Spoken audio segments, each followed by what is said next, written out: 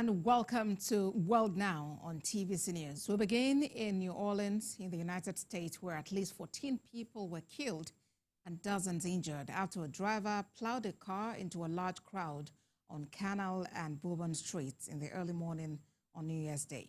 The FBI identified the driver as Shamsud-Din Jabbar, a U.S. citizen from Texas and an Army veteran. The FBI has said it is investigating Wednesday's attack as an act of terrorism and does not believe Mr. Jabbar acted alone.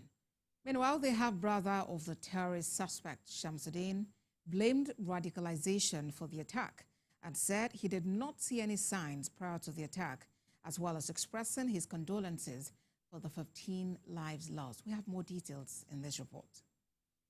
What the FBI is investigating as a possible act of terrorism occurred just hours into the new year. A driver drove a pickup truck through a crowd of holidaymakers, killing at least 15 persons and injuring several others. The famed New Orleans Bourbon Street immediately became a crime scene. The FBI has identified the suspect as a Texas man and an Army veteran. The suspect, who was killed in a fire exchange with officers, reportedly had an ISIS flag in his truck at the time of the attack. U.S. government officials briefed on the investigation so far say in videos made by the attacker before the attack, he said he had joined ISIS. I have to thank Elon Musk specifically.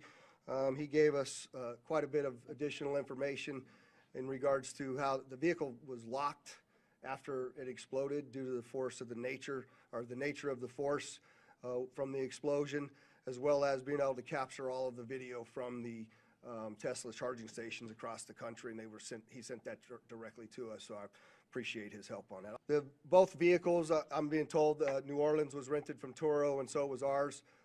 That's another coincidence that absolutely is continuing to bear from our investigation that we have to continue to look into. Well, one, you see the drone flight through the vehicle because it was unsafe to get there, so that we're using that technology.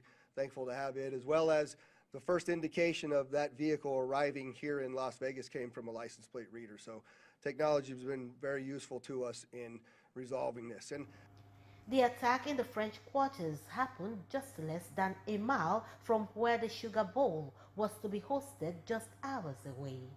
That prompted a postponement of the annual college football game.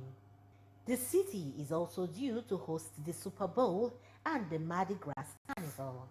Amongst those killed are Tiger Birch, a native of Louisiana, who used to be a former Pristine football player and had been working as a junior trader in New York City.